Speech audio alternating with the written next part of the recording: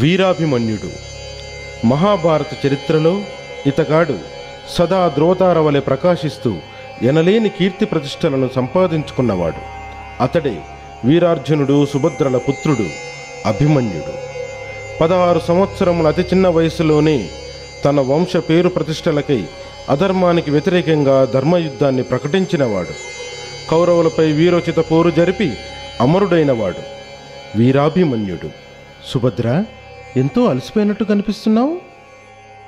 గర్భంతో ఉన్న స్త్రీలు ఇలా అలసిపోవడం సహజమే. రేపు పుట్టబోయే బిడ్డల కొరకు చేసే నిరీక్షణ ఎంతో ఆనందాన్ని, అప్పుడప్పుడు కొంత బాధను కలుగజేస్తుంటాయి స్వామి. మనం నిరీక్షిస్తున్న శుభగడియలు త్వరలోనే వస్తాయిలే. ఇలాంటి సమయాల్లో భర్తగా మీరు నా వద్ద ఉండకపోవడం చాలా విచారకరమైన విషయం. తమరెప్పుడు రాజ్యపాలనలోనే నిమగ్నులై ఉంటారు. మరి నన్నేం చేయమంటావు సుభద్ర? కర్తవ్యాన్ని పాలించడమే క్షత్రియుల ప్రథమ ధర్మం కదా. సరేలే, ఈరోజు నీకోసం కొంత సమయాన్ని నీతో గడుపుతాను, సరేనా? అయితే సరే. మీకో విషయం జ్ఞాపకం ఉందా? మీరొకసారి పద్మవ్యూహాన్ని ఛేదించే విధానం గురించి చెబుతానన్నారు. నేడు నీ కోరిక తీరుస్తాను. అర్జునుడు సుభద్రకు పద్మవ్యూహాన్ని ఛేదించే పద్ధతిని చెప్పడం ప్రారంభించాడు. సుభద్రతో పాటు ఆమె కడుపులో ఉన్న శిశువు ఆ విషయాన్ని వింటూ ఉంది. పద్మవ్యూహం చివరి వలయాన్ని ఛేదించి లోపలకు చేరుకునే పద్ధతి వరకు చెప్పేలోగా సుభద్ర నిద్రలోకి జారుకుంది. అది గమనించి అర్జునుడు అంతటితో ఆ విషయాన్ని ఆపేశాడు. తద్వారా శిశువు పద్మవ్యూహాన్ని ఛేదించి లోపలికి వెళ్లేంత వరకు మాత్రమే తెలుసుకుంది. నెలలు నిండిన సుభద్రకు పండంటి మగపిల్లవాడు జన్మించాడు. సుభద్రార్జునుడు ఎంతో సంతోషించారు. ఆ బాలుడే అభిమన్యుడు. చిరునవ్వులు చిందిస్తూ హుషారుగా కేరింతలు కొడుతున్న ఆ బాలుణ్ణి చూస్తుంటే అర్జునుడికి పుత్రవాత్సల్యం పొంగి పొర్లింది. సుభద్ర, మన కుమారుని మోము ఎంత తేజోవంతంగా ప్రకాశిస్తుందో చూసావా? నిస్సందేహంగా ఇతడు పెద్దవాడై మా వంశానికి మీ వంశానికి పేరు ప్రతిష్టల్ని ఆర్జించి పెడతాడు. అన్నయ్య శ్రీకృష్ణుడు ఇతనికి రాజనీతి నేర్పిస్తే మీరేమో యుద్ధ విద్యలు నేర్పించండి. ఈ సంసార సాగరంలో వంశ ప్రతిష్టల్ని నిలబెట్టే అదృష్టం మన కుమారునికి దక్కుతుందనడం మనకెంతో గర్వకారణం కాదా? నాకు మన అభిమన్యుడు పాండవుల పేరు ప్రతిష్టల్ని ఉన్నత శిఖరాలకు చేరుస్తాడనే నమ్మకం కలుగుతోంది. ఇతని చిరునవ్వు రాబోయే మంచి రోజులకు శుభసూచకంగా కనిపిస్తోంది. వీడింకా చిన్నపిల్లవాడు స్వామి.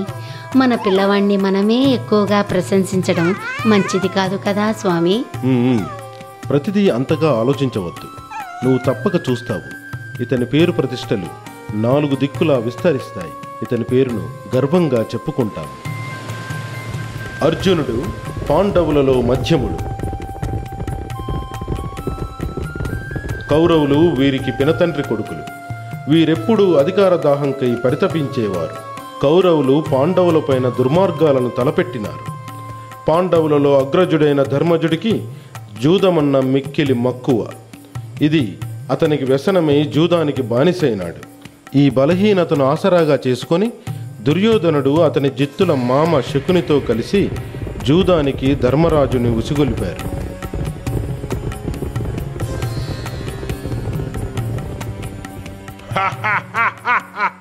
ధర్మరాజా, నీవు నీ సర్వస్వాన్ని కోల్పోయావు. నీ రాజ్యాన్ని, తమ్ముళ్లను, చివరకు నీ భార్యను కూడా. నీవిప్పుడు నీ రాజ్యాన్ని నాకు అప్పగించి 13 ఏళ్ల అరణ్యవాసానికి బయలుదేరు. మరి మీరింకా మాట నిలబెట్టుకోవడం తప్ప చేసేదేమీ లేదు. దుర్యోధన, ఈ ఓటమిని నేను అంగీకరిస్తున్నాను. కుటిల తంత్రంతో, జిత్తులతో మీరు నన్ను గెలిచిన మాట వాస్తవమే. కానీ గుర్తుంచుకోండి, అంతిమ విజయం ఎప్పుడూ ధర్మానిదే. ధర్మమా? ధర్మము నా పక్షాన నిలిచి ఉన్నది. అందుకే మేం విజయం సాధించాం. పాండవులు 13 ఏండ్ల వనవాసానికి అడవుల్లోకి బయలుదేరారు. శ్రీకృష్ణుడు అభిమన్యునికి ఖడ్గ విద్యలను నేర్పించి మహాయోధుడిగా తీర్చిదిద్దాడు.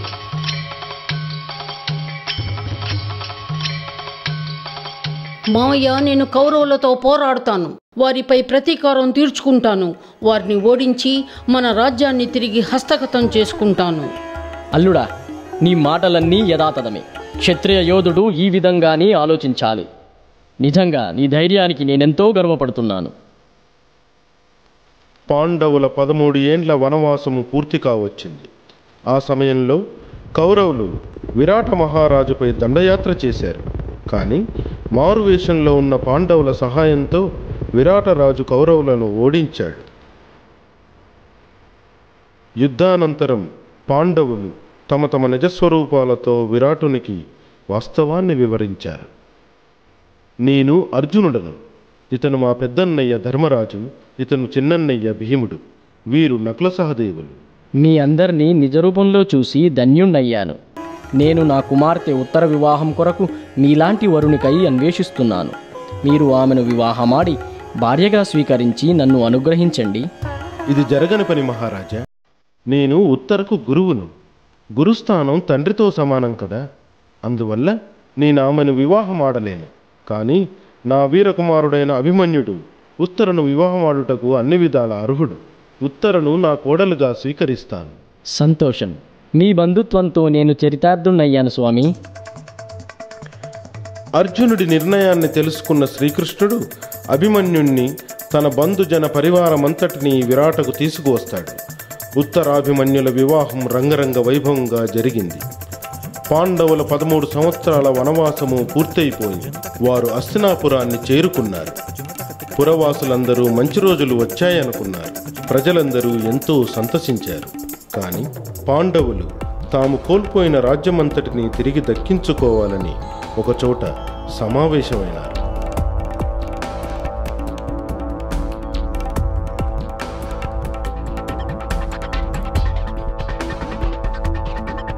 ఎన్నో కష్టనష్టాలకు ఓర్చి వనవాసాన్ని పూర్తి చేశాము. కానీ ఏనాడూ కూడా ధర్మానికి విరుద్ధంగా ప్రవర్తించలేదు. అదే మనకు నిజమైన శక్తి. ఈ మార్గాన్ని ఎంచుకొని మమ్మల్నందరినీ ధర్మ నియంత్రణలో ముందుకు నడిపినందుకు సదా మీకు రుణపడి ఉన్నామన్నయ్య. ప్రస్తుతం మా ముందున్న సంకల్పమల్లా ఒక్కటే. మన రాజ్యాన్ని, మన అధికారాన్ని తిరిగి మనం చేజిక్కించుకోవాలి. అది కూడా ఎటువంటి రక్తపాతం జరగకుండా సాధించాలన్నదే మా అభిమతం. మీ అన్న నిజమే చెప్తున్నాడు అర్జున. ధృతరాష్ట్రుని పుత్రుడు దుర్యోధనుడు శకులుని పుత్రుడు శకునితో కలిసి యుధిష్ఠిరుణ్ణి మాయాజూదంలో వంచించి ఓడించారు. అందువల్ల మీరు మీ రాజ్యాన్ని కోల్పోయారు. ఇది అందరికీ తెలిసిన విషయమే. పాండవులు సమర్థులైనప్పటికీ ధర్మ విరుద్ధంగా ఎన్నడూ ప్రవర్తించలేదు. ఇది ఎంతో అభినందించాల్సిన విషయం. ధర్మం దరిత్రిలో గెలవాలంటే ఇప్పుడు ఏదైనా ధర్మోపాయాన్ని ఆలోచించాల్సిందే.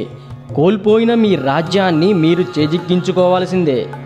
నాకు ఒక ఆలోచన తట్టింది శ్రీకృష్ణదేవా. మీరే రాయభారిగా దుర్యోధని వద్దకు వెళ్ళి ఈ విషయాన్ని అతని ఎదుట ప్రస్తావిస్తే సరి. ఓ తప్పకుండా. రాజనీతిని సమయస్ఫూర్తిగా ప్రదర్శిస్తా. మొదట లౌక్యంగా మాట్లాడి సమస్యను పరిష్కార దిశగా తీసుకువెళతా.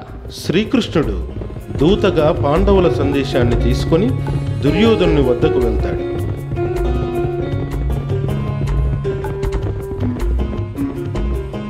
కౌరవ నిండు సభలో పెద్దలందరూ కొలువుదీరి ఉండగా శ్రీకృష్ణుడు ప్రవేశించి పాండవుల సందేశాన్ని దుర్యోధనుడికి వినిపించాడు. మీరు పాండవుల దూత, అందుకే మీరేమైనా చెప్పవచ్చు. కానీ నేను చెప్పదలుచుకున్నది అందరికీ తెలుసు.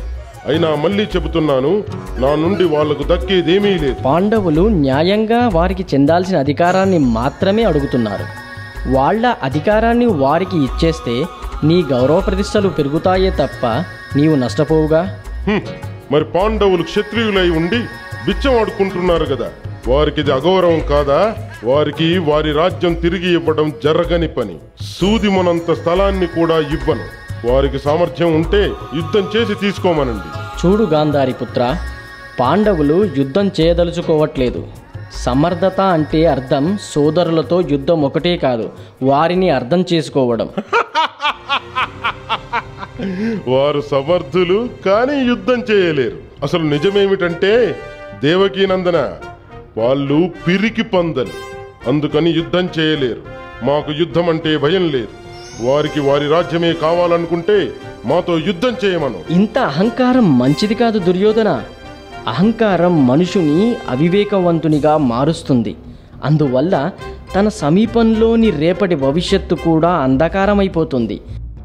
నా సలహా ఏమిటంటే పాండవులకు వాళ్ళ రాజ్యాన్ని తిరిగి ఇచ్చేసి వాళ్లతోనే కలిసిమెలిసి శాంతియుతంగా ఉండు. మీరొక దూత, సందేశాన్ని తేవడమే మీ కర్తవ్యం. సలహా ఇవ్వడం మానుకోవడం మంచిది. సరే, నీ ఇష్ట ప్రకారమే కానీ.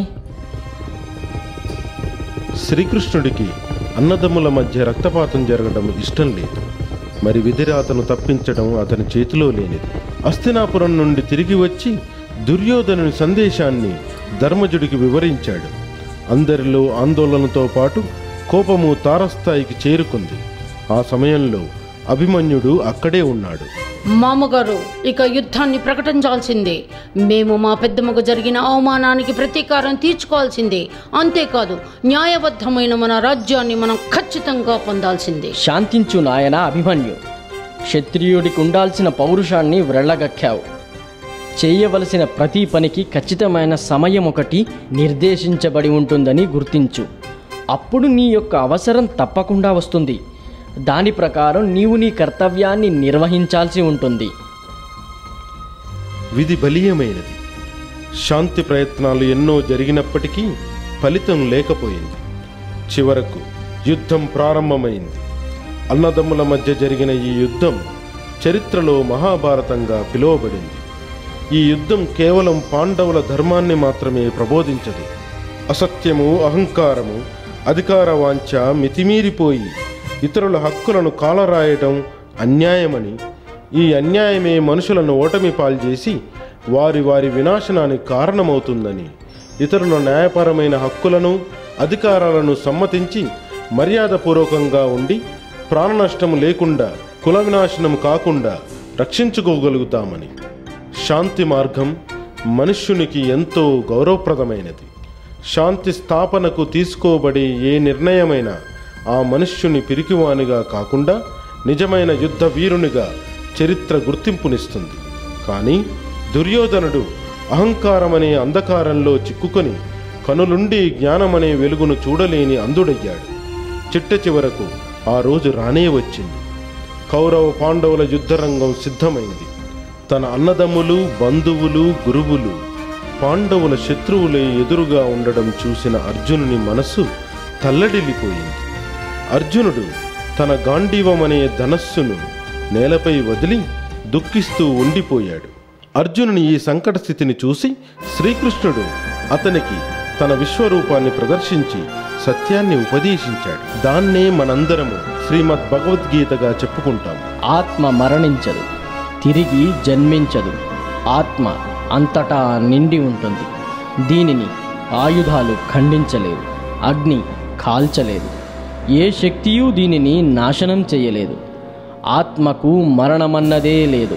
ఏ విధంగానైతే మనిషి పాత దుస్తుల్ని వదిలి కొత్త దుస్తుల్ని ధరిస్తాడో, అదేవిధంగా ఆత్మ పూర్వ శరీరాన్ని వదిలి నూతన శరీరాన్ని ధరిస్తుంది. అందువల్ల మానసిక దౌర్బల్యాన్ని వదిలి నీ ధర్మాన్ని నీవు పాటించు.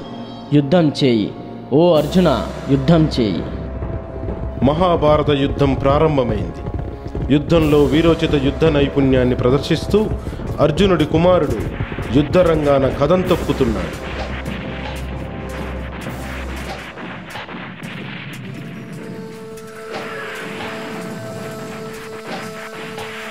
ఈ రోజు యుద్ధం ముగించడానికి కొన్ని గంటలు మాత్రమే మిగిలి ఉన్నది. మధ్యాహ్న సమయం వరకే కౌరవ సేన పాండవులకు భారీ నష్టాన్ని కలిగించింది. యుద్ధరంగంలో కౌరవ పక్షాన భీష్మ పితామహుడున్నంత వరకు పాండవ సేనకి పరిస్థితి తప్పదు. ఇదే విధంగా యుద్ధం కొనసాగితే మన సగం సైన్యం ప్రాణాలు తుడిచిపెట్టుకుపోతాయి. నీవేం మాట్లాడుతున్నావో నీకు అర్థమవుతోందా?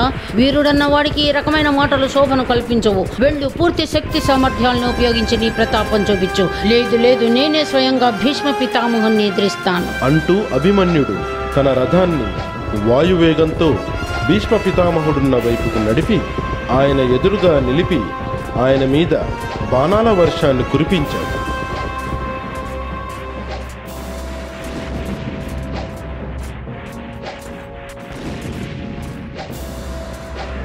భీష్మ పితామోహిని వంటి వీరుణ్ణి ఓడించడం కష్టమైనదే.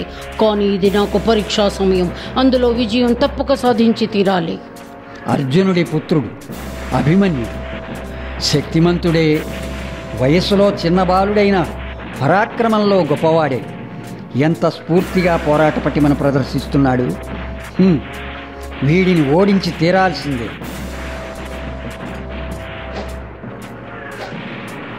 ప్రచండ పరాక్రముడైన భీష్ముడి ముందు అభిమన్యుడు చిన్నబోయి నిలిచినాడు.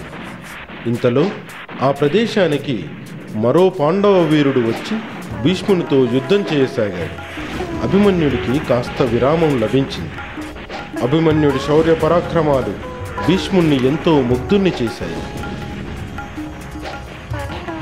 మొదటి రోజు యుద్ధానంతరం పాండవ సేనకు తీరని నష్టం వాటిల్లింది. ఈ విషయం తెలిసిన కౌరవులు శిబిరంలో ఎంతో ఆనందించారు. చూసారా మామగారు, మన సైన్యం పాండవులకే గతి పట్టించిందో? యుద్ధం చేసి రాజ్యాన్ని గెలుచుకుంటామంటారా? ఇప్పుడు వారి ప్రాణాలు రక్షించుకోవాలని ఆలోచిస్తున్నారు. అల్లుడా, ఇందులో ఏమీ సందేహం లేదు. మన వీరులు నిస్సందేహంగా పాండవులకు భారీ నష్టాన్ని కలిగించారు. ఈ రోజు యుద్ధం ప్రారంభ రోజే. అందువలన మనము సంబరపడిపోయి చంకలు గుద్దుకోకుండా రేపటికి పథక రచనలో బుర్రల్ని కాస్త పదును పెట్టుకుందామా? మన సైన్యానికి ఇదేం గతి పట్టింది కృష్ణ? వారి సైన్యంలో భీష్మ పితామహుడున్నంత వరకు గెలుపు గురించి ఆలోచన చేస్తే అది అవివేకమే అవుతుంది. శాంతించు ధర్మరాజా, నిగ్రహంతో యుద్ధం చేయడమే క్షత్రియుని ధర్మం కదా. జరిగిన దానికై విచారించడం వృధా. జరగవలసిన దానికై ఆలోచించు, పథకాన్ని రచించు. మీరు చెప్పేది సత్యమే ప్రభు. కానీ మన సైన్యంలో భీష్ముణ్ణి ఎదిరించి పోరాడే వీరుడెవరైనా ఉన్నారా? మన సైన్యంలో లెక్కకు మించిన యుద్ధ వీరులెంతమందో ఉన్నారు. అందులో శిఖండి కూడా ఉన్నాడు. అతడు పురుష శరీరంలో స్త్రీమూర్తి. రేపటి యుద్ధంలో భీష్మ పితామహుని ఎదురిస్తాడు.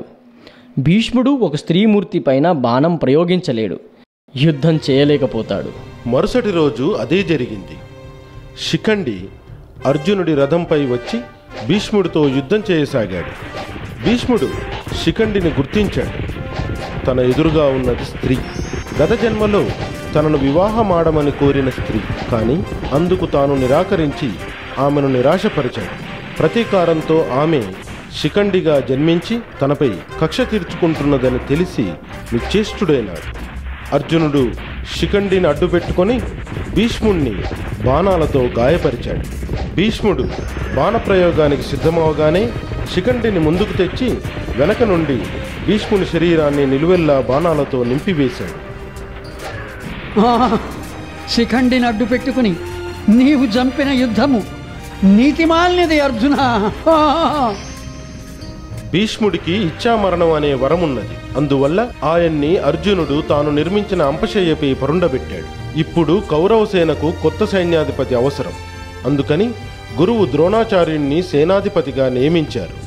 ఆయన నేతృత్వంలో యుద్ధం ప్రారంభమైంది. అయినా కౌరవ సేన పాండవ సేనను ఎదుర్కోలేకపోయింది. ఏమిటిది గురుదేవా? మీరు స్వయంగా యుద్ధం చేసినప్పటికీ మనకు విజయం లభించలేదు. ఒకవేళ అర్జునుడి పట్ల మీ ప్రేమ ఇందుకు అడ్డుపడిందా ఏమిటి? దుర్యోధన, నాపై సందేహమా? ఇది మాకు అవమానం. ఇంతకన్నా ఈ సేనాధిపతి బాధ్యతను వదిలివేయడమే మంచిదనిపిస్తోంది. మీరు నా బాధను అర్థం చేసుకోండి గురుదేవా. మీరే చెప్పండి, మనం ఇప్పుడేం చేయాలో. పాండవుల ఓటమి నిశ్చయం. రేపు నేను పద్మవ్యూహాన్ని రచిస్తాను. దాన్ని ఛేదించడం ఒక్క అర్జునుడికి మాత్రమే తెలుసు. మీరు అర్జునుడిని యుద్ధభూమి నుండి దూరంగా తీసుకువెళ్ళగలిగితే పాండవుల ఓటమి తప్పక సాధ్యమవుతుంది. గురువర్యా, మీరు ఆ బాధ్యతను నాపై వదిలివేయండి. అర్జునుడిని నేను దారి మళ్లిస్తాను. పథకం ప్రకారం యుద్ధం ఆరంభమైంది. కొంతమంది అర్జునుడిని యుద్ధానికి ప్రేరేపించి రణస్థలం నుండి దూరంగా తీసుకొని వెళ్ళారు. ద్రోణాచార్యుడు పద్మవ్యూహాన్ని ఏర్పాటు చేశాడు. ఇదే పరిస్థితి గనక కొనసాగితే ఖచ్చితంగా ఓడిపోతాం. యుద్ధరంగంలో అర్జునుడు దూరంగా ఉన్నాడు. పద్మవ్యూహాన్ని ఛేదించగల శక్తియుక్తులు అతనికి ఒక్కడికే ఉన్నాయి. అదే సమయంలో అభిమన్యుడు తన రథంతో అక్కడికి చేరుకొని, క్షమించండి పెదనాన్న, మీ యొక్క విచారానికి కారణం తెలుసుకోవచ్చా? ప్రస్తుతం ఆపదల్లో చిక్కుకున్నావు అభిమన్యు. ఇదంతా పిల్లవాడైన నీకు చెప్పినా ప్రయోజనము ఉండదు, అర్థమూ కాదు. క్షమించండి పెదనాన్న, నేను ఇప్పుడు యుద్ధ రంగంలో ఒక సైనికునిగా కర్తవ్య నిర్వహణలో ఉన్నాను. నేను మిమ్మల్ని మన సైన్యాన్ని ఓటమి అంచుల్లో ఉండడం గమనిస్తున్నాను. ఈ పరిస్థితుల్లో మీ ఆందోళన తెలుసుకోవడం నా కర్తవ్యంగా భావిస్తున్నాను. మొండిగా ప్రవర్తించక అభిమన్యు. మీరు చింతిస్తున్న కారణం చెప్పనంత వరకు నా రథాన్ని ఇక్కడి నుంచి అంగుళమైన పక్కకు జరపలేను. అయితే విను అభిమన్యు, గురు ద్రోణాచార్యులు యుద్ధభూమిలో చక్రవ్యూహాన్ని రచించారు. దాన్ని శ్రీకృష్ణుడు, అర్జునుడు, ప్రద్యుమ్నుడు తప్ప ఇంకెవ్వరూ ఛేదించలేరు. ప్రస్తుతానికి అర్జునుడు యుద్ధభూమికి చాలా దూరంగా ఉన్నాడు. నేను ఛేదిస్తాను పెదనాన్న. అవును, నేను మా తల్లి గర్భంలో ఉండగా తండ్రి గారిచే చెప్పబడిన పద్మ వ్యూహాన్ని ఛేదించే పద్ధతిని నేర్చుకున్నాను.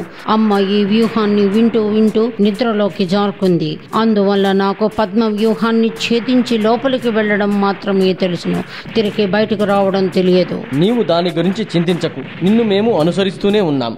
ఏ విధంగా నీవు మార్గాన్ని ఛేదించుకుంటూ లోనికి ప్రవేశిస్తావో అదే విధంగా నిన్ను రక్షించి మేము బయటకు తీసుకొస్తాము. నన్ను ఆశీర్వదించండి. ఈశ్వర కృప ప్రాప్తిరస్తు.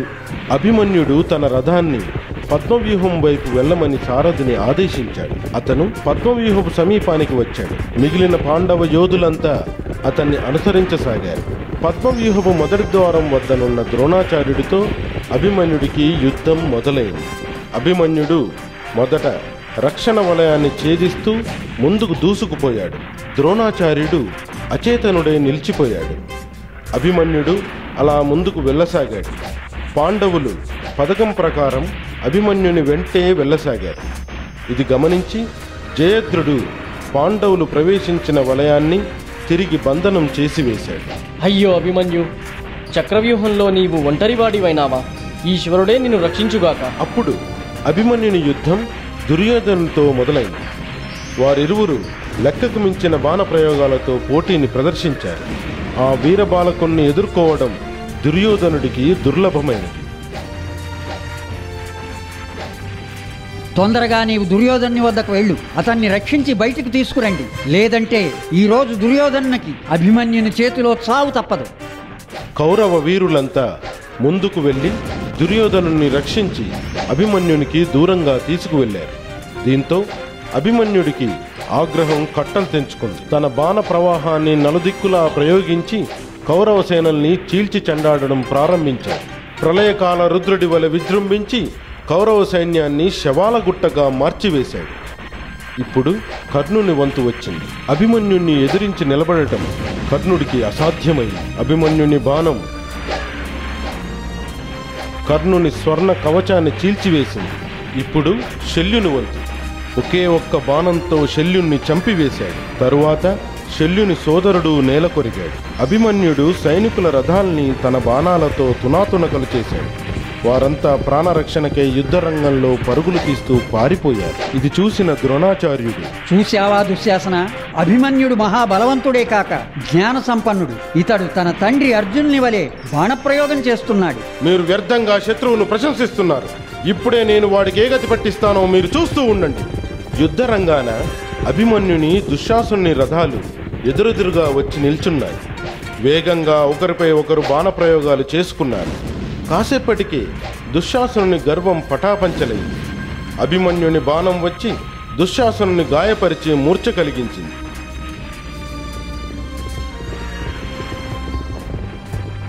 మళ్ళీ కర్ణుడు వచ్చి అభిమన్యుణ్ణి ఎదుర్కొన్నాడు. కానీ ఆ వీరుడి బాణాల దాటికి తాళలేక కర్ణుడు మళ్ళీ పారిపోయాడు. అప్పుడు దుర్యోధనుడి కుమారుడు పరమవీరుడైన లక్ష్మణ కుమారుడితో అభిమన్యుని యుద్ధం ప్రారంభమైంది.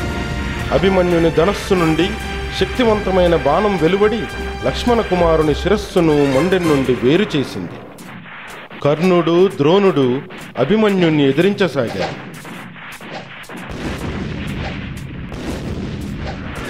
తన పుత్రుని శవాన్ని చూసిన దుర్యోధనుడు కోపంతో ఊగిపోతూ, నా ప్రియ లక్ష్మణ, ఇక అభిమన్యుని చంపివేయండి, ఇప్పుడే చంపండి. కర్ణుడు, దుర్యోధనుడు, ద్రోణాచార్యులకు తోడుగా కౌరవ యోధులంతా ఏకమయ్యారు. వారంతా మూకుమ్మడిగా అభిమన్యుని ఒక్కసారిగా చుట్టుముట్టారు. ఇక అధర్మ యుద్ధం మొదలైంది. ద్రోణుడు అతని అశ్వాన్ని మొదటగా చంపివేశాడు. కర్ణుడు అతని ధనస్సును విరిచివేశాడు. దుర్యోధనుడు అతడి రథాన్ని, రథసారథిని నేలకూల్చాడు. దాంతో అభిమన్యుడు కత్తి డాలును తీసుకొని ఒక్క ఉదుటన కొదమసింహం వలె యుద్ధరంగాన దూకాడు. అతని యుద్ధ ప్రావీణ్యాన్ని వీరులు కళ్ళప్పగించి చూస్తూ ఉన్నారు. తేరుకున్న ద్రోణాచార్యుడు అభిమన్యుని కత్తిని తన బాణంతో ముక్కలుగా చేశాడు. తరువాత కర్ణుని బాణం డాలును విరిచింది. అయినా అభిమన్యుడు ఏమాత్రం జంకు లేక రథచక్రాన్ని తీసుకొని గిరగిరా తిప్పుతూ ప్రళయకాల రుద్రుడి వలె శత్రు సైన్యాన్ని యమపురికి పంపసాగాడు. ఒంటరి అభిమన్యుడు ఒకవైపు, కౌరవ మహాయోధులంతా ఒకవైపు అతని రథచక్రాన్ని ముక్కలుగా చేశాడు. అప్పుడు అభిమన్యుడు గదాయుద్ధం ప్రారంభించాడు. దుశ్శాసనుని కుమారుడు గదతో అభిమన్యుడిపై విరుచుకుపడ్డాడు. తన గదతో అభిమన్యుని తలపై బలంగా మోదాడు. తండ్రి గారు అని ఆర్తనాదం చేస్తూ ఆ మహావీరుడు నేల కొరిగాడు. విషయం తెలుసుకున్న అర్జునుడు శోకంలో మునిగిపోయాడు. అభిమన్య, నా ప్రియకుమార, నా పుత్రుణ్ణి చంపిన జయద్రథుణ్ణి, ఆ కౌరవులను చంపి నా అభిమన్యుడికి ఆత్మశాంతిని కలుగజేస్తాను. ఇదే నా భీషణ ప్రతిజ్ఞ. ఒరి కౌరవాదములారా, కాచుకోండి. ఆ విధంగా తన ప్రతిజ్ఞను నిలబెట్టుకొని కౌరవులందరినీ అర్జునుడు వధించాడు. మహాభారత యుద్ధం సమాప్తమైంది. మహాభారత యుద్ధంలో ఎందరో వీరులు తమ తమ పరాక్రమాలను చూపించారు. కానీ అభిమన్యుని వంటి వీరోచిత పోరాట పటిమను మరెవ్వరిలోనూ చూడలేము. అతని కీర్తి ప్రతిష్టలు ధ్రువతార వలె నిత్యం ప్రకాశిస్తూ చరిత్రలో శాశ్వతంగా నిలిచిపోతాయి.